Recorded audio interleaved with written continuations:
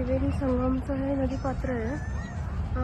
सांगताना तर सांगितलं पोलीसवाल्या काकांनी की इथं खाली तुम्हाला भेटेल म्हणून बोटिंग, पण माहिती नाही तर बोट तर दिसत नाही अजिबात.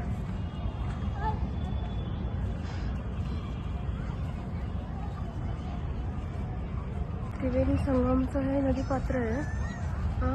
सांगताना तर सांगितलं पोलीसवाल्या काकांनी की इथं खाली तुम्हाला भेटेल म्हणून बोटिंग, पण माहिती नाही तर बोट तर दिसत नाही अजिबात.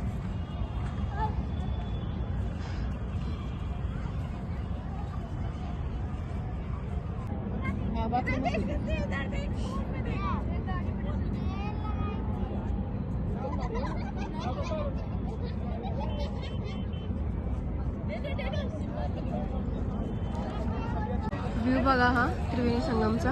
इथे यमुना, गंगा आणि सरस्वती या 3 नद्यांचा संगम झालेला आहे. आणि आता आपण बोटिंगनी आम्ही इथे विचारलं, इन्क्वायरी केली तर तिथं बोटिंगनी आपण जिथं संगम झाला आहे तिथं ते बोटिंगनी नेऊन दाखवणार आहेत. तर आता आपण काय करणार आहोत, इथं थोडंसं फोटो काढूयात आपल्या इथे, आणि मग तिथून पुढे मग आपण जाऊयात बोटिंगनी संगमच्या इथे.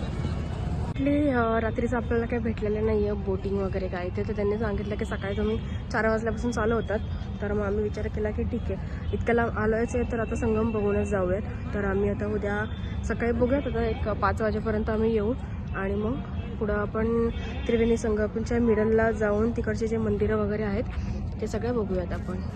तर आजच्यासाठी डे 2 आपण इथे संपवतो, कारण आता आम्ही इथं हॉटेल शोधायला सुरुवात करणार आहे. आता हॉटेल बघून मग आजचा रस्ते इथंच करणार आहे आम्ही, आणि त्याच्यानंतर मग उद्याची अपडेट मी तुम्हाला ब्लॉग नंबर माझ्या ट्रॅव्हलिंगच्या 3 मध्ये देते. चलो बाय, गुड नाईट.